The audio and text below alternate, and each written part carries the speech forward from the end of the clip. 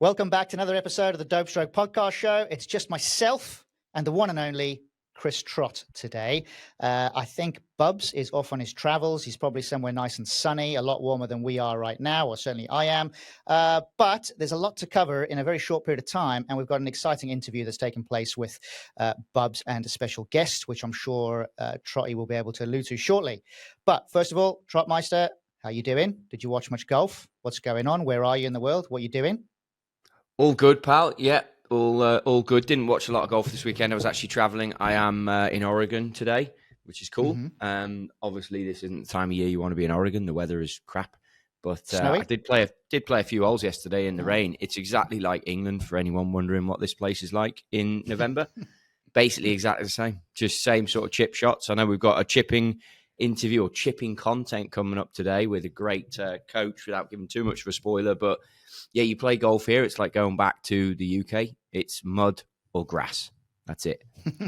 So you should know exactly what to do, right? Like you're a veteran at both of those things. In theory, yes, albeit that when I chipped yesterday, I wasn't too hot. So today's podcast may well be for me. But you know what? I was playing golf with a friend of mine, and we were talking about, and I guess this is an interesting subject to kick us off here, how external Jason Day can get with his chipping. So if you look at the best in the world, they're able to get rid of the technique as to how you do these tasks. And I think with YouTube, with shows like this, with obviously what Bubsy does and what I do, there is so much information coming around now with golf, and it makes you wonder if has that given a lot of us paralysis by analysis, to be honest with you. Because, you know, when we were 14, you and I hung out a lot, early 20s, late teens, were we ever talking technique when it came to hitting chip shots, golf shots? Golf shots maybe, but chip shots certainly not. And I think that with chipping in particular, the expectation is you're going to chip it close every time. And I think with the long game, you can accept what mediocre is. And the truth is, quite often we hit mediocre golf shots. And I think you can accept it in the long game, but in the short game, it's extremely hard to do. And I think that comes into sort of light when you look at the stats and you look at how PGA Tour players do and strokes gained for them and the distances they are versus what we are. And you realize, like, it's very easy to accept mediocre in the long game, but in the short game, I think it's hard. Then that forces you to search on the internet, and then it sends you down a rabbit hole of thumbs down, steep, shallow, rotate. I mean, really, what happened to just chunking this thing on the green and being good with it? Because you can do that. Certainly in the mud. Yeah, in the mud, you can definitely do that. Obviously, I grew up in Kikuyu grass in South Africa, and the ball just sits high. So you felt like every shot was almost like a bunker shot all the time. So, yeah, it's quite different when you play on different grasses for sure. But it is interesting because you're right. When you get into the game and you start getting pretty decent at golf, you very rarely think about technique or short game. I mean, you get the fundamentals, but once you go past those fundamentals, you just basically vary that and go off piste and figure out a way to get better. But I think the point that I've taken from that a little bit is, and you see this more when it's live, but when you see the good players, you know, the professional golfers on the PGA Tour, European Tour, wherever they might play, they don't always hit it as close as you imagine that they hit it. I mean, it's close. They're hitting skilled shots. But to them, you know, if they chip it and it gets to, say, 4 feet, maybe 5 feet, that's a good shot. They're obviously happy with that to a level because they're so good at holding out thereafter as well.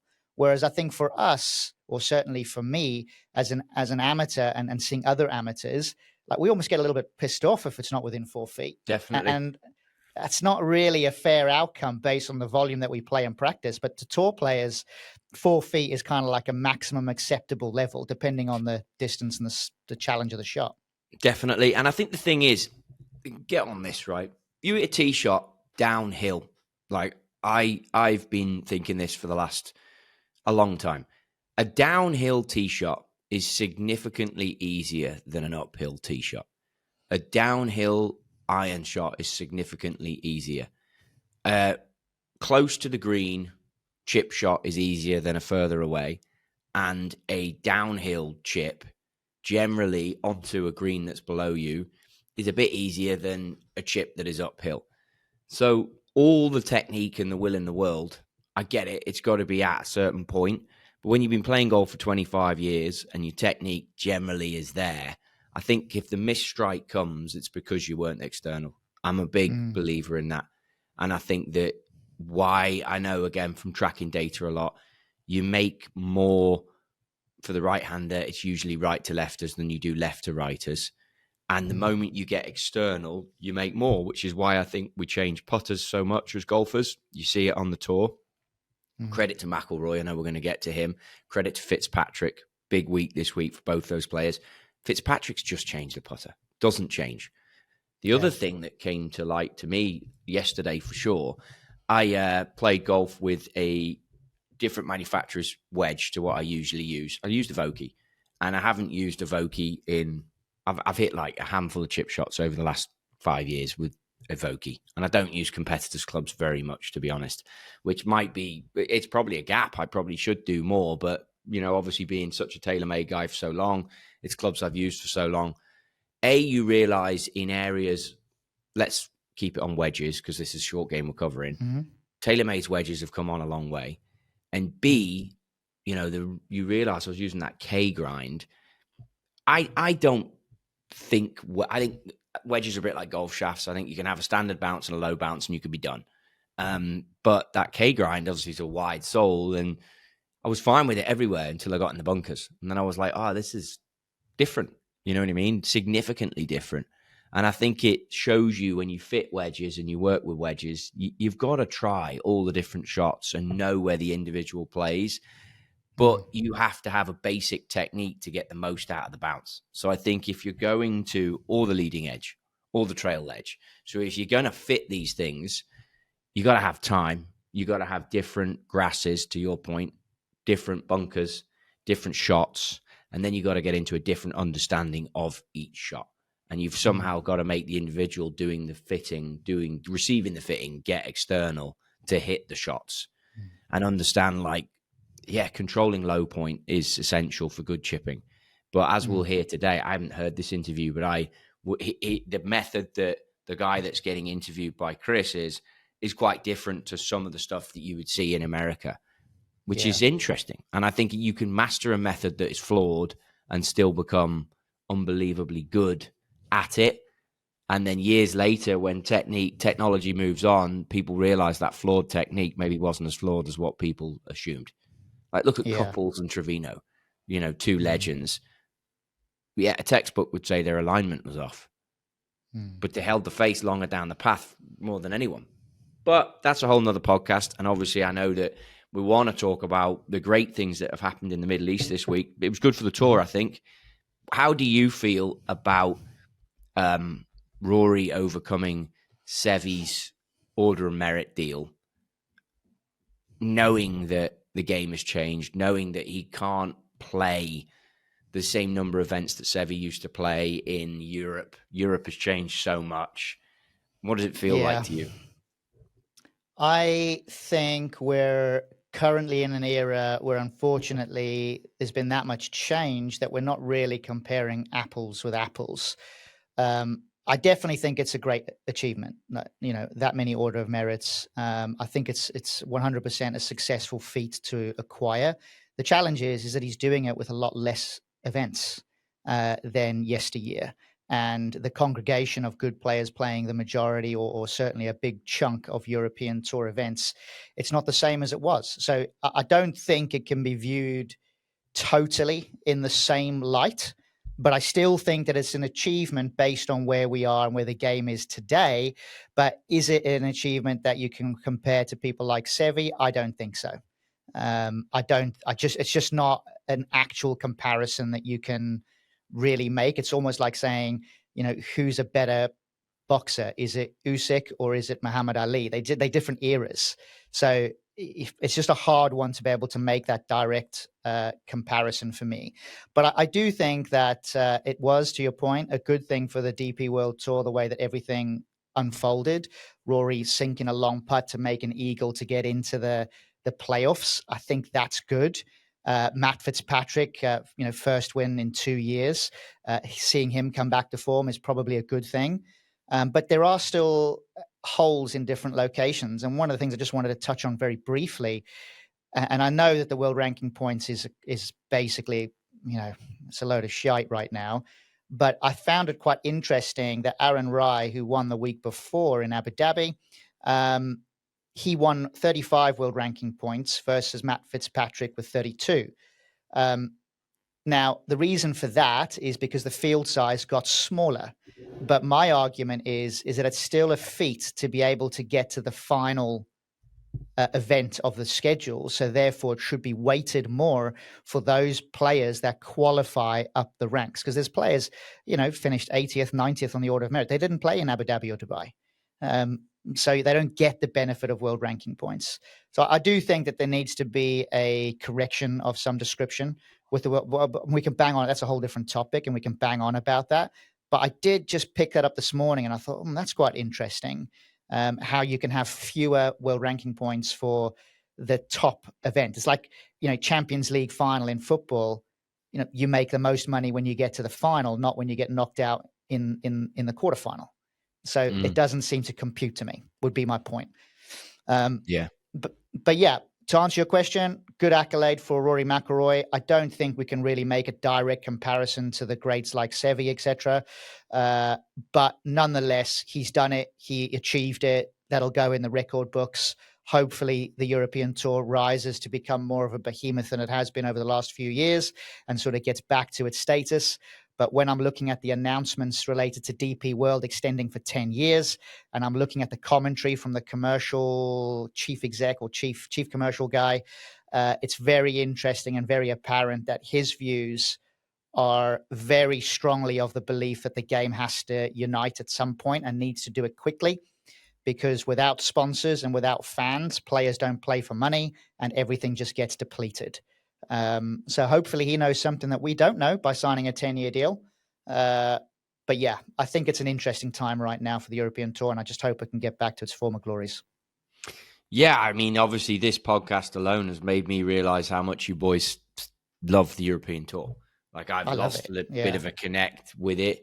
But it's nice to see, I just go through the leaderboard and you see some of the names. I wouldn't say as I'm as connected with them as I was years ago, but, the European names, Hao Tong Lee, honourable mention, getting his PGA Tour card. I saw they celebrated that, which, again, to me is like, well, he's a character. And now this character is looking like going to the PGA Tour, which ultimately is I don't get why the European Tour is celebrating that on their feed. That seems strange to me.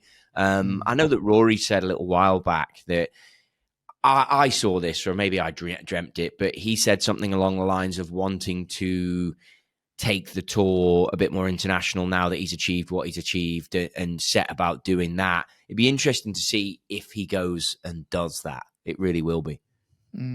Well, he has obviously moved back to the Wentworth, or moved to the Wentworth estate now. So he is basing himself out of Europe. So it does lend itself to that kind of narrative that he is going to go and play more European Tour based events. How many will be the question? Which locations will be the answer, I suppose. So yeah, it's obviously good for the game if Rory plays more on this side of the pond, given the fact that he is the only player on this side of the pond, or European player, who is actually achieved the Grand Slam. So that's quite a feat to be able to take around the world. Yeah. So let's see. Totally. Let's see how it unfolds. Yeah. It's amazing, though. I mean, yeah, credit where it's due. And again, just all the top names fall to the top. It makes you think how confidence breeds confidence, right? Once you know you can do it, these guys just live at the top of the leaderboard. I mean, there's not one name really that you go through that last 50 odd players that made that event. You're like, yeah, I've never seen that name. It's good. Yeah, it's good. Well, I think what will be quite good from now is that, in the European Tour, that's the last event of the season. Obviously the first event of the season starts next week or this week, as the case may be, which I think is absolutely nuts. And I would like to see more of that off season. But like we said in the last podcast, the tour is measured against playing opportunities and prize funds. And if you could argue that they're meeting their quota, but end of the season, I think it's time for the players to go again next year. And it'll be interesting to see who the top 10 players are at the end of next season, and how they then go on to progress onto the PGA Tour, because Yeah, European Tour is sadly more of a feeder tour now, but I still want it to come back to its former glories, as I said earlier. So let's see. And I know I slate the European Tour quite a bit at the moment. I do feel quite critical of the tour, but it's only because I think that they've made some stupid mistakes, which are bloody obvious for the world to see. But what do I know? I'm just, just trying to make a name for my own self, I suppose. So, yeah, let's see what actually transpires from that. But don't want to take anything away from the shine of Fitzpatrick's win. I think that's great. He played a great tournament. I think some solid performances up there. Justin Rose is up there. Obviously, you and I both fan of Justin. The ultimate professional when it comes to the game of golf. Like, it's good to see these guys there, but we do need to see some of the young blood coming through as well. And you've heard me mention Marco Penge a few times, and I'm really hoping that he takes this opportunity and really, really gets moving with his career, because I think he's got some potential. But potential's pointless without backing that up. And good year on the European Tour. Let's see what he does next year in America. And what can you tell us about today's guest? What do you know about Dan Grieve, which is the interview that Bobsy's got? Well, clearly a short game specialist. He's been down to the office here the last couple of weeks or so.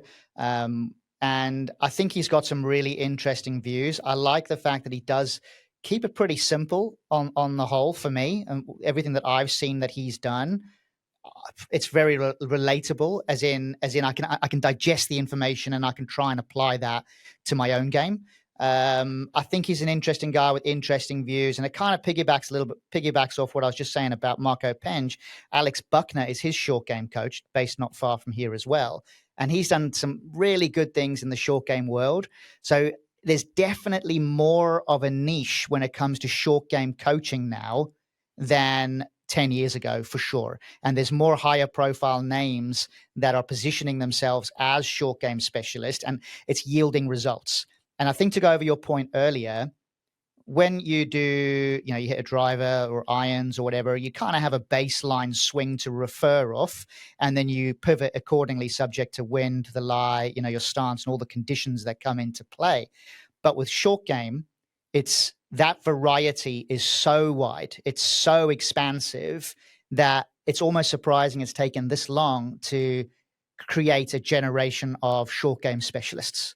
So I'm excited to hear what Dan's got to say in his interview with Chris. And yeah, I mean, what are your takings from Dan and what you understand? Because I know you've looked into it quite a lot. What's your views on Dan Greaves and So Dan Grieve, rather, without the S? He's at Woburn, which is a cracking golf course in the UK. He's connected with Sir Clive Woodward a little bit. I think he forwards his book. I actually bought his book, and I read it in like 2 plane rides. It's very simple. It's good for you. Yeah, no joke. Dan's stuff, I think, is really simple. He talks about 3 releases, and they'll get into it, so I don't need to go any deeper than that. Everything he talks about makes it very easy to understand. He stays away from launch monitors online, which means it's not up for debate, because there are a couple of, I think, the 3 most famous ones. One would be Dan Grieve, Joe Mayo, and then Short Game Chef. And then the young stud for me is Derek Dominski. I think they're your 4 names you've got to look for in the short game. And it's become so polarizing. There's Ridyard as well, who's in the UK, who's Rosie's guy, who's also fantastic. But you end up with your short game going into one of these buckets, because there's 2 polarizing methods. One is steep, spin loft, so angle of attack, launch, and the angles at which the ball will go up the face and create friction. One is that, which comes out spinny, lower spinny shot. And the other one, unless you open the blade, take the shaft lean out. And the other one is Short Game Chef, is quite shallow and plays everything quite soft around the greens. 2 schools of thought. Joe Mayo is really down the line of, listen, this is data, it's proven. And Short Game Chef has the data, but he's also won on tour, so it's hard not to listen to him. Plus, he's a great communicator. And then Derek Dominski, the reason I mentioned him, he flips both buckets, and I kind of think that's probably the way to go. And I've come to the conclusion you've got to get external. The Grieve stuff, at one point, I was very keen to go and see him. I'm interested to listen to today's interview to see what he's got to say, because I saw him give a few lessons online to some former legends, and I was like, okay. It was the same method out of all the different grasses, and it made me question, as we've already covered, I think the method has to change based on the grass and how firm it is. And basically, I wasn't seeing that. And I was like, oh, okay, that threw me a little bit. So it's interesting. It's very good. I think he's brilliant, and I think he makes it very simple. And I think if I'm a mid-handicap golfer, this is the kind of interview you want to be listening to. Great. So I guess without further ado, let's get that episode underway. So, Bubs, Dan Grieve, let's go. So we have got Dan Grieve on the podcast. Dan, this is a pretty big coup for us, I think, to get you on the podcast, because I'm sure with your following and reputation, you must get a lot of requests to go on podcasts. But we're here. Paths have crossed at an event that we probably can't talk that much about today. Oh, yeah. But great to have you on the podcast. Have you done many podcasts in the past? I've done a few, Chris, but it's an absolute pleasure to be on with you, and looking forward to talking short game. Yeah, excellent. So we're going to dive into short game. I want to try and make this pretty actionable for the listener. We're going to hopefully dive into some things that they can take away and apply to their game. But you're doing just some incredible things when it comes to short game. I mean, just looking at your socials, you're very present on the major social channels, YouTube. But I mean, looking at your Instagram account now, I think you're probably averaging 6, 7, maybe 800,000 views per post, which is just incredible. Does it still blow you away that you're getting those kind of views on short game content? Because I think traditionally, we look a few years back, it kind of felt like people always wanted driver, distance, hit it further. But clearly there's a massive appetite there for short game and improving those shots with inside, I guess, 100 yards. Yeah, sure. I mean, I started posting the content not too many years ago, really. And a big part of what I wanted to do with the content was make it like relatable, so people could really see shots that they might hit on a short game area.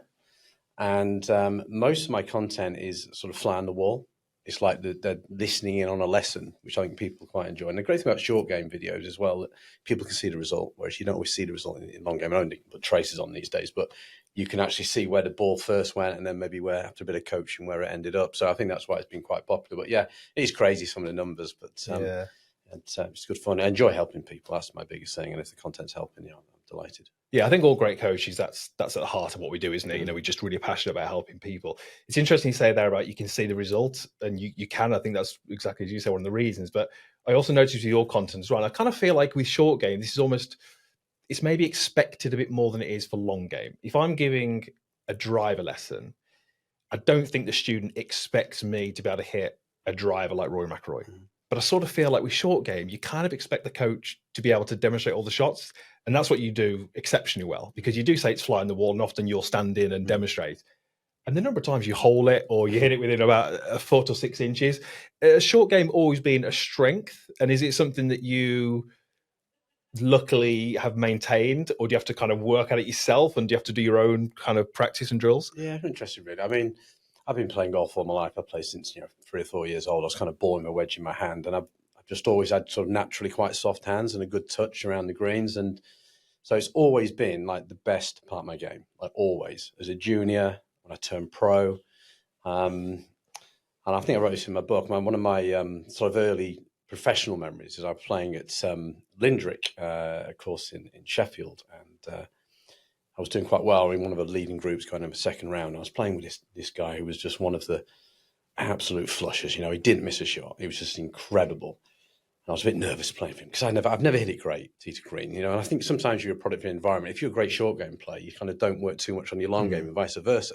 So I was playing with this guy, and he just hit it like, I couldn't believe how well he hit it. And I've like scrapped it around. I'm hitting like heavy shots and then hooking it or whatever. But I'm getting it round the greens in regulation, more or less. And I'm chipping and putting. And I remember the last hole, I've sort of turned this 5-iron over and had about a 20-yard chip. And I've hit this chip shot. And I remember there's a bit of a crowd behind. And some guy put his thumb. It's funny things you remember, isn't it? He put his thumb up, and the ball went in for 2. The other guy bogeyed it. And we both ended up shooting 2 under. And we're doing the scorecard at the end. And he's gone, I remember him pausing. He went, I can't believe you shot 2 under. Like same as it. And he was like, and I remember thinking right there and then, that is the power of the short game.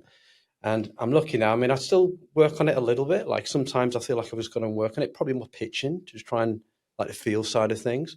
But round the green, I feel I can hit most of the shots. And I do think I think as a coach, I think it's important to be able to demonstrate. I mean, you're a great long game player. You can demonstrate shots amazing in that respect. And we need to look at your short game sometime. I don't know what your short game's like, but Not so good. we should check it out. But I do think it's powerful to be able to hit the shots as a coach. You know, if you can talk it and then you can demonstrate it, a lot of people do learn from demonstration. I've always found that to be a big skill, and it's something that I sort of pride myself on to be able to hit the shots, and I think that is key. But I love the short game, and I just think it's such an area where, for me, it's the quickest and easiest way to lower your scores. And I think so many golfers don't quite get it and understand it.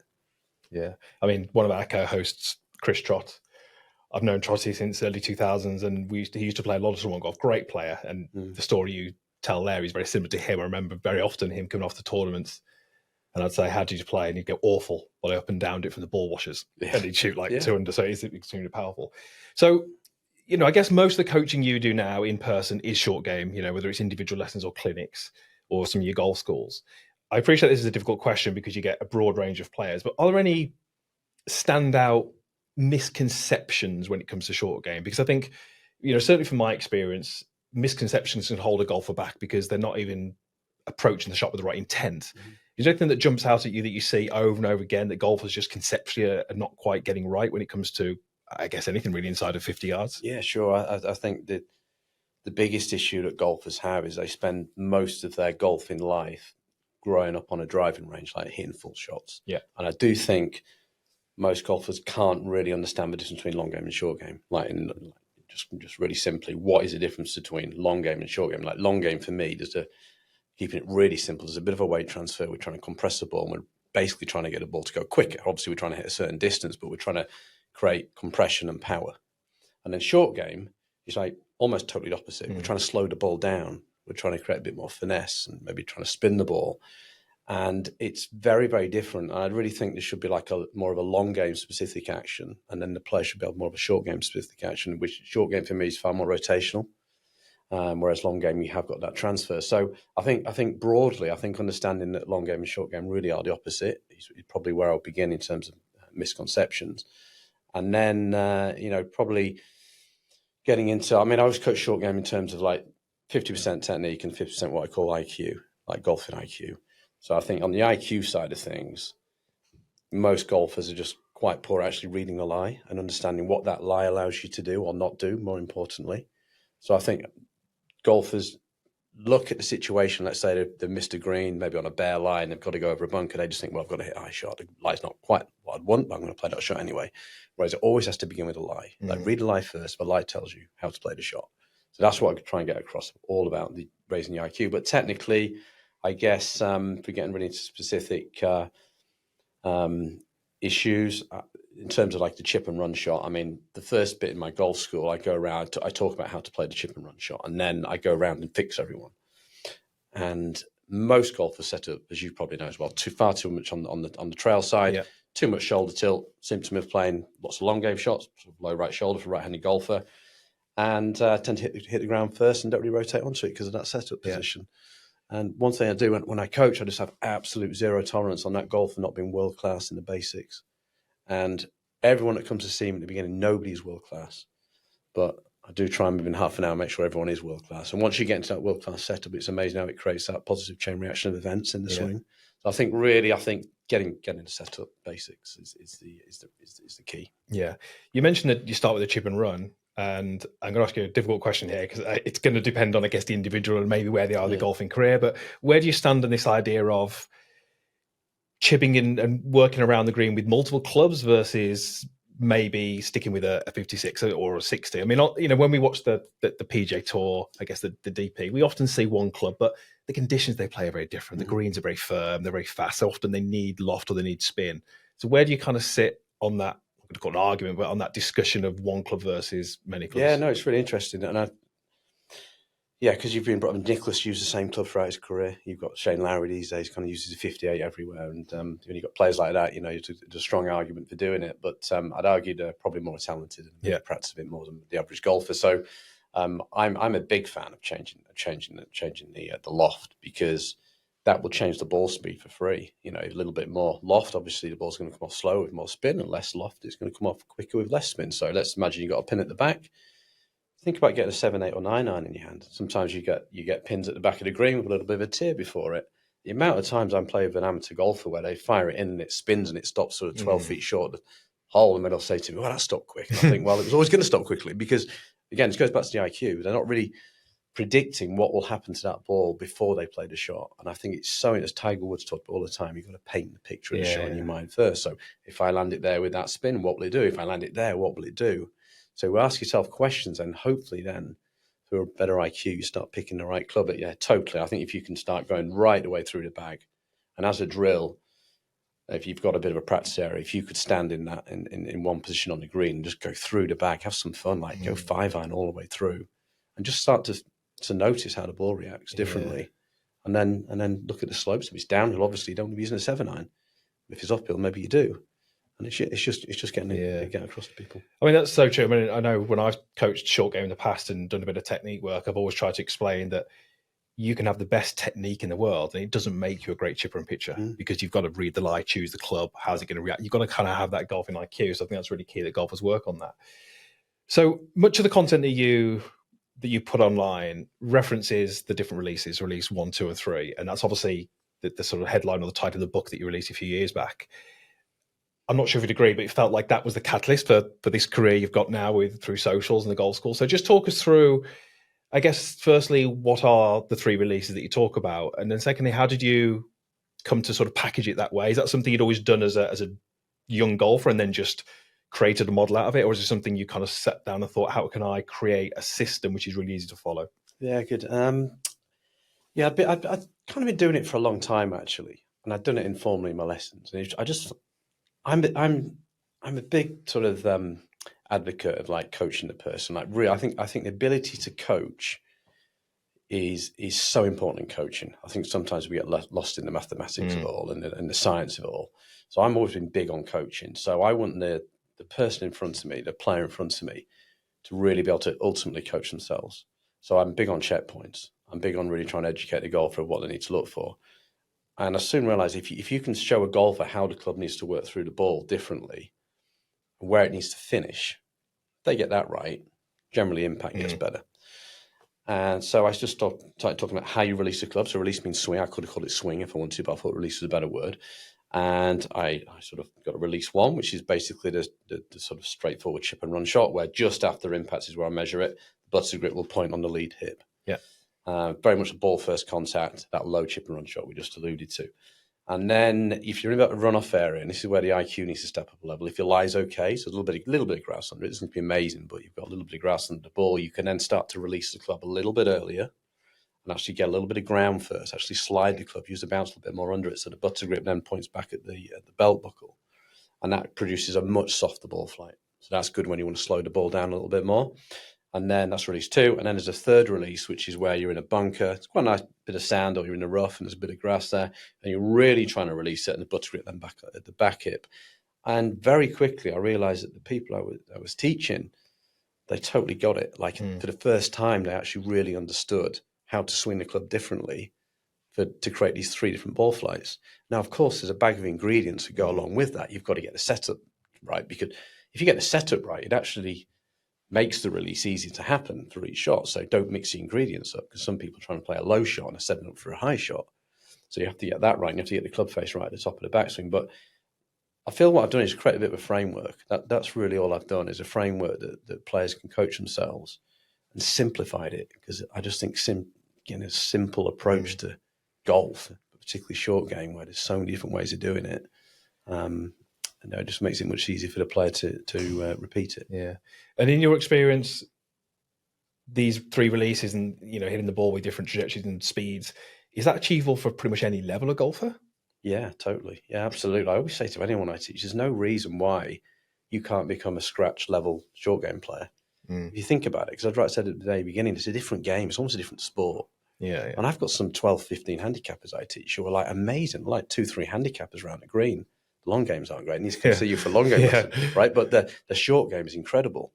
And anyone listening or watching this, I would say, right, just have really high ambitions for your short game.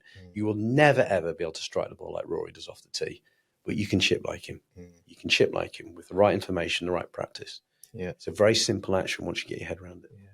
So talking about different types of shot you could hit, and I guess if you made a list of the shots that you would need, it's an endless list, from different situations and different types of grass. I guess a lot of golfers who watch golf on TV, the aspirational shot is the high lofted wedge, tight lie, comes in pretty low and spins.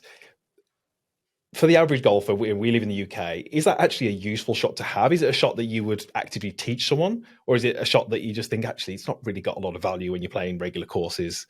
Yeah. Is it something that people want to hit? Oh, I get it all the time. How do you play that? Picture that shot that Rory hit in the Ryder Cup. We spoke about that on a previous podcast. Incredible. Amazing. But and I get people saying, can you show me how to do it? And it's sort of a November day at Woburn, right? And it's just not going to happen because it's about friction. As you say, it's all about friction.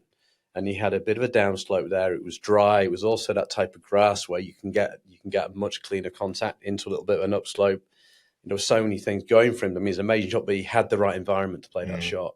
He would not be able to do that from a wet lie, from a different type of grass. It just wouldn't happen. So, but if you're a sort of an amateur golfer, you'd think you can just do it anywhere, and you really can't. And that all comes back to the IQ and reading that situation. But yeah, it's a popular shot, but I think we're so keen on creating spin. Often spin isn't really what you want. If you look at, say, Seve, he never really massively high spin player. He liked his ball to run to the hole like a putt. And that's why he holds so many. If you think about how many shots do you see on the tour going in like really quick and hot and then spinning late and going in, occasionally you see it. But you see a lot more rolling in from 15 feet. So I think sometimes, as good as it looks, it's probably not the shot. I'd agree. Yeah, it's the kind of one that all people want, isn't it?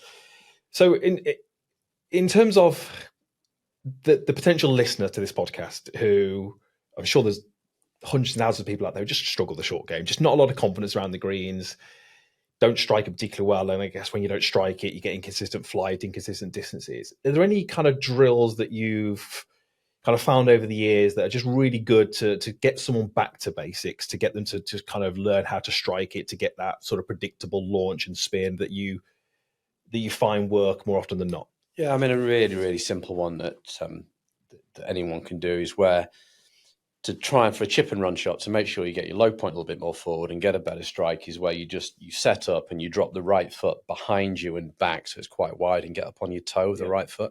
So it just puts all the weight on the left foot because most people are just leaning back, you see. So that will absolutely, as long as you can keep on the toe on the right foot, your weight's going to stay forward. You'll start hitting better shots within one or two shots. Yeah. So that's a great drill for anyone who struggles with contact. And really the most common fault would be the player gets what I call underplaying. So basically the club gets rolled behind them. And then of course the player has to manipulate that club head back, often playing from the inside. So again, a low point comes back, you can get heavy shots and thin shots. So just another really simple one, you don't need a ball for this, is you just hold it just in your lead hand only and just take it away. And it will firstly get the player taking it away more with the shoulder rather than the forearm, because the weight of the club, you have to support it more through the arm. Yeah. And then as you go away, because you're supporting the weight of the club, the club head with more in line with the arm. When you put two hands on it, it's very easy to whip it inside. Yeah. So two really simple ones there. And if you're trying to hit a higher shot, most golfers grip it way too tight. I mean, if I've taught 100,000 golfers, I've never told one, I don't think, to grip it tighter. I might have told everyone to grip it lighter. So if you take your thumbs off the grip, and if you take your thumbs off the grip and just swing it, you'll start feeling the club head for the first time. And that allows you to play more of that, what I call a release two shot. Okay. And when we talk in short game and, a variety of different shots, and as I've already touched on this podcast, you're phenomenal at demonstrating these shots. I want to know from someone who's great at short game, what's your wedge setup? We both use TaylorMade. I've just got the MG5 wedges. What's your wedge setup? Has it changed over the years? And what can golfers take away? Because when I teach short game, I get questions about camber and bounce and gapping and lofts. And I do think there's a little bit of confusion out there from what is best. Yeah. I appreciate in our country, the conditions we play in August is very different to what we play in December. But what's your current wedge setup? Well, I totally agree. First, I think there's a lot of confusion around it. And I think it's difficult because there are so many options. Yeah. But I've always been massive on getting the right loss from around the green, if that makes sense. So I've always gone 52, 56, 60, which is somewhat of an old school. I mean, 60 is probably only in the last 15 years, but I've always been 52, 56 growing up. That's all I had. So it was a gap wedge and a sand wedge. Now, of course, now lofts have got much, much stronger, haven't they, over the years? So a lot of people now go 50, 54, 58, which I think is great for gapping. It's great for hitting like the full pitch shots in. But I'm big for round the greens. So a 52 and a 56 and a 60, I think gives you a lot more round the greens. It's a bit weaker, basically. So the 56 is a true sand wedge. The 52 you can chip with. 50 gets a little bit strong for me. And I think a 60 is great. I carry a 60. I joke with my 60 on the back says emergency use only. So I only, and I think most golfers overuse a 60 perhaps. So I wouldn't overuse that. And I carried a TaylorMade high toes. Okay, and I've done that for years. I like the fact the amount of times in the rough when I'm playing, I hit out the toe, but obviously still getting the grooves on the ball. I like that. And I just used to it visually. But I think in terms of the camber, I mean, more or less, you basically want to have around 8 degrees in the gap wedge in the 52. You want a little bit more, maybe up to about a 12 in the 56, and you probably want to drop down into the 60. So you've got something for those barrel eyes. So as a general rule, you want to be like an 8, 12, 8, around about that. And it's a good idea to try and get some camber, like you say. The camber, if I'm not sure, basically how it shaves at the back, which is really good for playing in firm conditions because you can release the club and it won't kick so much. Yeah. And we touched on common faults. You mentioned kind of setup and getting the weight back. A lot of the content you post on socials that I see is you coaching in bunkers. Is there a difference in bunkers? So if we look at, I guess, a cross-section of the golfers that you coach from the sand, is there a different issue that they have? Is there something that stands out? Because again, there's going to be people listening to the podcast who just hate the sand. So what's a common fault that you see? Well, most from people bunkers? just totally just panic in the sand, don't they? Just as soon as they get in and just panic, or as soon as they put the ball in the bunker, they start panicking. So they're in the wrong mental mindset, and then they just get way too quick, way too much speed. So. And often they don't have a sufficient platform. Like I'm big on just building a good base. So I go driver width, left foot 45 degrees, left knee over the foot, kick the pelvis in. So I start and much further away. Most people stand way too close to the ball. And that's why you'll see me in those videos sometimes making footprints. Yeah, and they stand in. I ask them to stand. And then every time they'll stand and go, whoa, I can't believe it. And then often taller than me. Right. Yeah. And they're saying, wow, okay, that's much further away. So when you get further away and you start getting your weight more left, you start getting more pressure down into the sand, which makes it much harder to move side to side. Like the lateral movement is the biggest fault.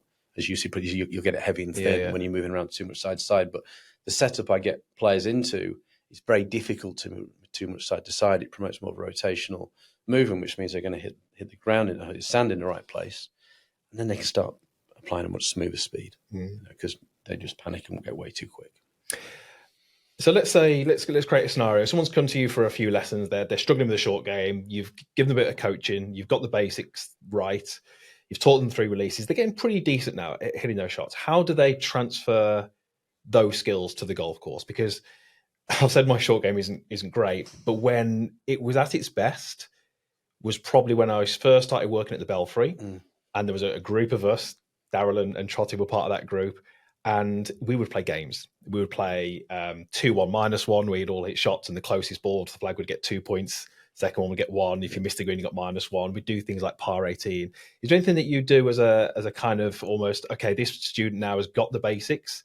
We now need to sort of give them a different way of transitioning to the course. Yeah, totally. It's so important, isn't it? I think a lot of players get wrapped up in the technique and they sort of live there forever. And that's probably maybe what you maybe struggle with sometimes is where you're thinking about what I've got to do too much. But I promise you that the great short game players are not thinking anything technically whatsoever. They're just painting the picture and reacting. Yeah. But I do think you've got to build a technical competency. So you do have to understand that if you're hitting bad shots on the course, it's probably because your technique's not great. So I think you've got to, number one, really nail the technique, or at least get to a certain level. But then when you're playing, you've got to really sort of get into that external mindset where you're focusing much more about where you want the ball to land. Get your practice swing really similar to the shot you're about to make, because most people have their practice swings nothing like their actual swing. So just little tricks like that will allow you to start to picture the shot better. And I totally agree. I think a good practice session generally, I mean, you've got to play around, you've got to dial these up and down depending on where you are with a particular skill, but you should always have a technical element to any practice session. Then you want to make some sort of random practice where you maybe throw in balls and say, right, just play from different lies. Yeah. And then you want that competition practice, which you just said you were doing with the maybe the par 18 games or so many different games. I use one called Bank, which is where I give myself, say, 30 feet to play with and maybe 9 holes. And if I hit 1 to 2 feet, I've got 28 left. Oh, okay. So you see, trying to build pressure that way. So, and that's a nice way of getting you away from the technique and getting onto that course mentality. So structuring practice sessions is really important. And we've got an amazing practice area at Woburn Golf Club. The Tavistock short game area is truly world class. And I see lots of people practicing down there, but they tend to just have a bag of balls and they just hit the same shot over and over again, and often preferring their lie, which we all do. That. And then they walk off, which is great. But if you can try and build in that competitive, And where do you stand on? Because this is a topic which has interested me, both for my own play, my coaching, and then listening to obviously some of the best players in the world. I've always felt like for an amateur golfer, understanding the trajectory and the flight and the rollout is key, and then choosing a spot. And I think it was one of the TaylorMade videos that they do when they have their shoot day and they kind of just leave the cameras rolling. And I'm sure I watched Tiger talking to someone, might be Nelly, saying that he doesn't pick a spot and he's never focused on a spot.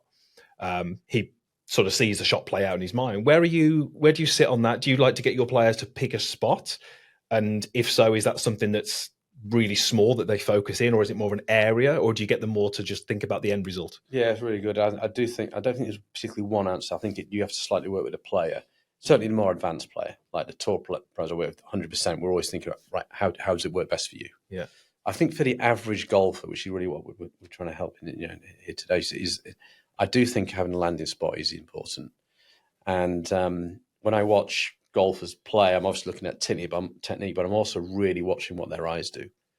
And most golfers have very, very quick glances, ball pin, boom, boom, boom, and then they go. And I know you're saying about Tiger there, but if you look at Tiger's famous chipping on the 16th at Augusta, but watch his eyes because the camera goes in tight. He's absolutely burning the image of the ball and the path, and he's focusing totally on his landing spot actually, and he's really doing that, and he's seen it come back down the slope. So I think picking a landing spot fairly small is probably a good idea for most golfers. A famous saying in sport: aim small, miss small. Yeah. And and it's amazing when you get golfers aiming for a spot, and they might miss it by 3 feet, but then their chip shot goes to 3 feet, and they're thinking, "Oh, I missed my spot by 3 feet." I'm thinking, but you take the result. Yeah. So I do think dialing into it probably would benefit most. Yeah, I think for reflection as well, because if you hit your spot, and it pulls up short, you can say, "Well, I had the wrong club, or the trajectory was wrong." Or if it's 6 feet short of the spot and 6 feet short of the hole, you can say, "Well, my spot was good, but I didn't." I totally agree with that, because I think a lot of golfers are so outcome based, aren't they? Yeah. So they might hit technically like 10 out of 10 strike. They'll land it exactly where they want to land it, but it'll just be the wrong loft. Yeah. So they'll say, "Oh, that's not very good." Well, actually, it was 10 out of 10. Yeah. What you weren't very good at was the IQ to pick the right club. I agree. I think the more chips and pitches you hit, you need to be basically finishing that session with more information, more knowledge in a better place. And I think you can do that with the landing zone. So I know we haven't got you for much longer. We've got some exciting stuff to do shortly, which we can't really talk about. But people are listening to this now. I'm sure they're going to know you and know your content. But if they don't, where can they find you, Dan? Yeah, so I'm a lot on Instagram, lots of content on there. So that's Dan Grieve Golf, and then I've got a YouTube channel, which is there as well. And online, got a website, online courses and apps and all sorts of things to help people improve. And a quick plug for your book, 3 releases. What can they get from that? Because I know that the book, it includes a lot more than just those 3 releases. So if someone buys that book, reads it, what can they expect to get from it? Well, you're just going to get a real clear framework about how to play these shots. There's lots of pictures in there, and there's lots of like checklists. So it's really simple language, but a lot on the IQ side of things. There is a lot about that club selection and how to practice in there as well. Excellent. Dan, thank you very much for your time. And we'll go and carry on with our exciting day. Okay. Cheers, Chris.